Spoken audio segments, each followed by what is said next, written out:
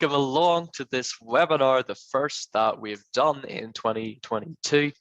And I don't know about you, but I am optimistic that this year is going to be okay. This year is going to be better than last year, and maybe it's going to be the best year of our lives, only if we grab the opportunity to make it so. And I want to start with a note of positivity. And this presentation is all about encouraging us to react and to prepare for the things that we can control, and also be aware of the things that we can't control. And I'm going to approach this with a mindset where, number one, in healthcare recruitment, we do have the power to make it better. We're not hopelessly chained to the failure of not having every position filled, or having to rely perhaps on temporary agencies. It's about accepting what we can control and then making the most of our skills and talents to do our best and to really dominate our market, which should be the goal. Like, everyone in the market has the same problem, and the goal should really be not completely obliterating and solving the problem. It should be doing the best out of everyone who's trying to beat you. And that's really my mindset, at least for doing well in healthcare recruitment in 2022. It's accepting that we're in an environment that our competitors and our peers are in that environment, and really we just have to do the best we can with the resources we're given in that environment. So to jump into it, I always sort of mention in these webinars my love for history, and I think we should all let our outside passions sort of infiltrate our work. Let's share what we like. Let's use it to give us a unique perspective. And the great figure Winston Churchill once said that those who fail to learn from the past are doomed to repeat it. We've done a lot of webinars over the past year, and I would like to sort of take a pause and look back on 2021 and pick up some of the key themes that we touched upon, and then talk about how we can navigate them and really control them in 2022. So to jump into it, a big theme that came up last year. Well, actually, before I do, join our Facebook group. It's hiring in healthcare. We're going to be putting a lot of useful content in there over this next year. So as I mentioned, a big theme from last year was travel nursing. So I actually got a taste for the agency side of travel nursing. I went to a staffing conference in November in Boston, and there I got the opportunity to rub shoulders with all the directors and executives of the biggest travel nurse staffing agencies, and they were in a jovial mood, to say the least. They had just come off a record year. Bill rates for them were at an all-time high, and what I mean by bill rate is the amount that a hospital was paying them to cover a shift temporarily with a travel nurse. Many of them were getting paid by the hospitals $150 to $175 per hour, and taking maybe 50% of that for themselves. So travel nursing really exploded last year with the demand shortage caused by COVID. You had the great resignation of nurses retiring early, nurses dropping out of the profession because of stress, and also maybe a lack of appetite for people to get into nursing aid positions. These factors have really compounded the need in smaller organizations in more remote areas. So I just got off the call to a client who is on a borderland. So essentially half their candidate market's in a different country. To source from there, someone's going to need to take a whole year to apply and get the necessary visa, etc., etc. And travel nursing is really taken off in this environment. It's also been buoyed by increased nurse appetite to work temporarily. So in the conference I went to, people were talking about the gig economy and how everyone wanted to make the next Uber, but for nursing. And people are, especially like younger generations, it's my generation, they're more willing to move about. They're less fixed. They're more mobile, and money is a driving factor for them. And if you can earn $80 an hour and see a different part of the country at the age of 25, why not? So travel nursing really took off last year, and I want to sort of call for you, listener, to really talk to your colleagues about this. Now, I know some of you might be already, especially those that have a full shift of travelers, like you're feeling it, and you're seeing it. But the thing is, over the past year, we got the impression that healthcare recruitment teams and HR departments, if you're involved in recruiting, aren't really putting their finger on the pulse of the situation. So my belief is that as recruiters, we're here to solve the problem of not having enough staff in an organization. That's really our job. I don't think anymore it's about finding the right quality staff for many of you. I think it's got to the stage where a lot of you, if someone meets the basic qualification criteria and wants to do the position and has a good attitude, you will hire them. There is a shift going on. Like 20 years ago, maybe it wasn't that way, and it was much more about choosing from a list of 3 or 4 candidates. But if you've got like 20, 30 temporary staff in your hospital, you want to cut down on that. And if someone raises their hand and say, I'll work permanently, you're not going to call for a short list of 4 others to make the right decision. You're going to hire them. So what we should be really thinking about is the amount that's being paid out on travel nursing. So I have some sample numbers here for you. We helped one hospital hire 10 staff nurses in 2 months at the back end of last year. And if they wanted to fill those with travelers, it would cost 1.76 million for a year to fill those acute care travel nurses, with travel nurses. And they would pay a salary of about £790,000 on average. So the saving by having staff nurses there is $1 million a year, just a big sum of money.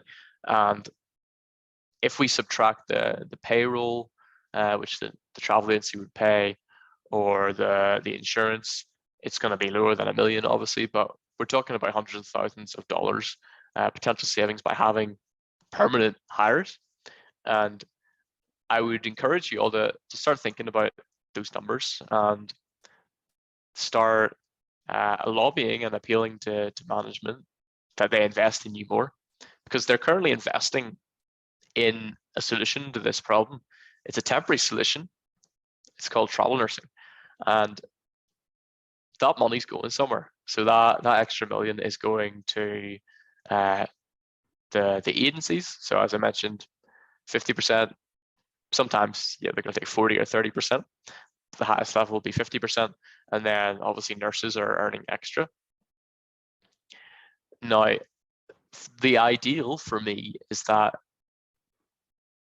chunk, which is going to a third-party agency, and then the nurses would be put into actually paying your own staff better, and then also paying investing in your recruitment department. So investing in organizations which are going to help you hire permanently, or investing in more recruiters for the team.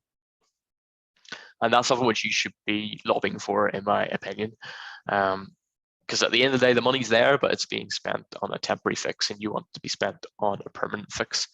Lots of obstacles and nuances, obviously. So travel nursing is attractive because it's temporary, and they don't have to commit a lot of long-term fixed costs to it on a finance perspective. But I think that the flip side of that is the fact that it's short-term cost is why people in finance departments are okay with it, because they think in 1 or 2 years then this market will change. And we know that it's not really going to change. There's not going to be a sudden influx of nurses, and travel nurses will keep existing, and the agencies will keep expanding, and the numbers who want to travel will probably keep going up as more young mobile nurses come into the market. So it's really important if we want to stop this trend, like if you want to stop it on an organizational level, to make management aware that they could be investing in the recruitment department a bit more to help alleviate it. That is really the solution. So that was number one. That was travel nursing. Number two was sourcing. So I think 2021 really changed my opinion on what the approach to sourcing should be. And the feeling was, because we do a lot of sourcing on non-job board channels like social media or websites that aren't the job boards, the feeling was people would ask us, are you on this channel? So are you on TikTok, not TikTok, TikTok, or what can we do on Reddit to source people, or what can we do on X website, or what's the secret sauce for you to source people? And before, I was all about finding that secret sauce. I was about investing in the new platform technology. So for example, investing in us using Facebook Messenger chatbots heavily, or investing in, like, even TikTok. We were investigating how to use that. And I think that's like a dreamer's mentality. So that is thinking that if you think back to the gold rush of California, the 49ers, they went west because they were seeking gold, but most of them never found anything. And they would always be thinking, okay, this piece of land is the next one. Oh, this piece of land is the next one. Oh, this one's the next one. And really, there's such a small chance of coming across a gold mine that has been untapped that if you're thinking from a strategic level, it's not so wise to try and be searching for that all the time. What is better is to be looking at where people are spending time, and then being the best version of yourself you can be on those channels. So using Facebook, for example, to its maximum. Facebook has pretty much 2 billion members. I think 65+% of nurses would go on each day in America. And if you can use that channel to its maximum potential, then that is going to be a much better investment of your time than searching for new channels each day and trying to come across your little secret, your hidden channel that no one else has tapped yet. And this is, again, back to history. Like, this has been proven in the past. The reserves of something that can be taken advantage of are often massive, but if you're only tapping them a little bit, then you're missing out on that massive potential. Like, for example, in Venezuela in the 70s, they were producing 3 million barrels of oil each day. But the first piece of oil that was sent back from Venezuela was by the Spanish. And that was to treat gout for their emperor. And it just goes to show that you could be sitting on a massive potential, but just not applying yourself to it in the correct way, because you don't have the knowledge, you don't have the technology, you don't have the skills. And so my call would really be, for this year, any online platform with millions of visitors each day can be mobilized. It can be used. Facebook, LinkedIn, YouTube, Indeed, these are all platforms which you could be using better than anyone in the world and taking advantage of that massive potential. The the mantra should be not really where am I going to advertise next? What's the missing advertising platform? It's like, how can I make the most of the established channels where people are spending their time? Pick a channel and get good at it is the encouragement for me. So I think that's going to be a trend that people should be aware of. New channels will come up, but really look at who's spending time on those channels, and then make your decision. So, for example, we haven't seen TikTok work really for us because our target audience of nurses was sort of weighted more towards the 40 plus bracket. We're looking for like experienced nurses for our clients. So we made the decision we're not going to put a lot of investment in this. If you're recruiting grad nurses, then you can look at the data and say, okay, there's X percent of people of age 22, 23 on this platform, and then look at the tools to target them. It's all about looking at what number of your desired audience on the channel and then going out and taking it. So finally, I foresee the third big trend being remuneration. And we saw in 2021 as an agency, nurses were asking us about what the pay was, what the benefits were, and then what the working hours and flexibility of the position was. And I think the first two were standard. We heard those, but what was a big recognition was more and more nurses than ever were hearing our figure that our clients were offering, and they were sort of snorting or laughing or responding that is nowhere near what the market's paying. And that showed us that the pay rate scale really is moving on an upward trajectory for nursing across the board, RNs, LPNs, CNAs. And it's really important for you as an organization to be tracking what competitors are paying and what the feedback is on pay from your current staff. Because we've saw many a candidate lost, not because our client couldn't afford to pay them that amount. Our clients were saying, tell them the wage, but also tell them that we can negotiate. So there's the money there to make it work, but more because they hadn't caught up. They had been left behind, and they hadn't really they hadn't adjusted the rates accordingly.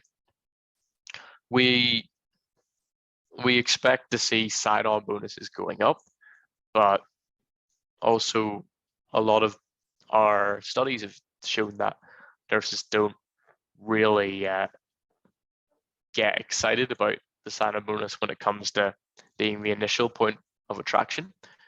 Whenever it comes to an interview, then yes, it's more common for that to be something which pushes them over. But we've found that standard salary, benefits package, and then working hours of flexibility greatly outweigh the plus points which a hefty sign-on bonus will provide. I met one nurse who was a traveler, and she was offered $50,000 sign-on bonus to stay, but she said no. And I think a lot of nurses are aware that there's taxation on that bonus. It's paid out over a certain amount of years.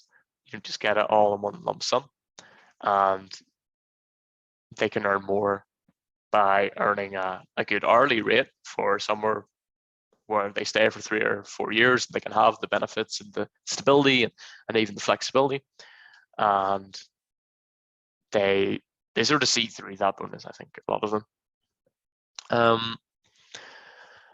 Another thing about sign-on bonuses is that on a recruitment standpoint, it makes the organization recruiting feel like it's doing something. So we all want to feel like we're working to fix a problem, and by having a sign-on bonus there, it's like, okay, here's what we did. We offered $20,000 sign-on bonuses. Like, we're doing something about it. But that can be a bit of a trap, because really you need to be doing the right thing, not just doing something. And that can be quite dangerous. So if you're doing the wrong thing for 6 months to a year, you're 6 months to a year behind the competition that's doing the right thing, and whenever it comes to the passing. So make sure if you're doing bonuses, you are doing something else around flexibility or work schedules. Last year we heard a lot about managers offering friends to do the same shift, offering referral bonuses for existing staff, offering upskilling training programs to help people get their critical care certificate, for example, and join the ICU, and offering some more flexibility around shifts where nurses can really have more choice over the hours. That's something that managers and departments have to look at. And then finally, track the ROI of your sign-on bonus. So ask your interviewees and your candidates, maybe once they're hired or even before, like, what attracted you to this position, and see who said the sign-on bonus. Little things like that help you know if this is the right fix, or if it's a placebo effect of making you think you're fixing it but not. And that kind of comes back to this whole idea that talent acquisition leaders need to be lobbying and demanding more investment from their seniors. A sign-on bonus can be something to placate you and make you feel like you're getting support, but if it isn't actually working, then it's actually counterproductive. So that is it for remuneration, and I think the most important point I had there was keep on track of what the market rate is in your area and what nurses are saying about the pay, because having that pay on a job ad, if it's the wrong range, then it's going to turn people off before they even give you the chance to learn more about you. So keep on top of that, very important. So these are the trends that we see sort of manifesting themselves. Travel nursing will recede a little bit because the growth was so big last year, and I think a lot of organizations that we're seeing are questioning their spend. So you need to recognize that and lobby for more investment in the recruitment department. In terms of sourcing, we see more channels coming out and more people trying to find new channels and explore them. But I would urge you to look at where your target candidates are spending time and then invest in those channels. And if it's an established channel, that's fine. Just learn how to make the most of it. And you can reach out to me if you want help on that. Just LinkedIn, message me, Adam Chambers. And then remuneration, we see the pay rate and the pay demands on average going up across the year with inflation and competition. And you need to keep on top of what the going rate is in your area, and then making sure the money you're putting into remuneration, be it on a sign-on bonus or wages or benefits package, is the right spend. And that should be complemented by free added bonuses like flexible shifts or working alongside your friends, or paid referral bonuses, which isn't free, but it's better than a $50,000 bonus or a travel nurse in terms of the pinch in your pocket. So those are the trends that we see happening. If you want to follow the trends or get advice, just join our Facebook group, Hiring in Healthcare. And yeah, we'll accept you and we can continue the conversation. So thanks so much for watching. And if you want any more information, you can send me a LinkedIn message or join our Facebook group, Hiring in Healthcare. Thanks so much. I'll see you on the next one.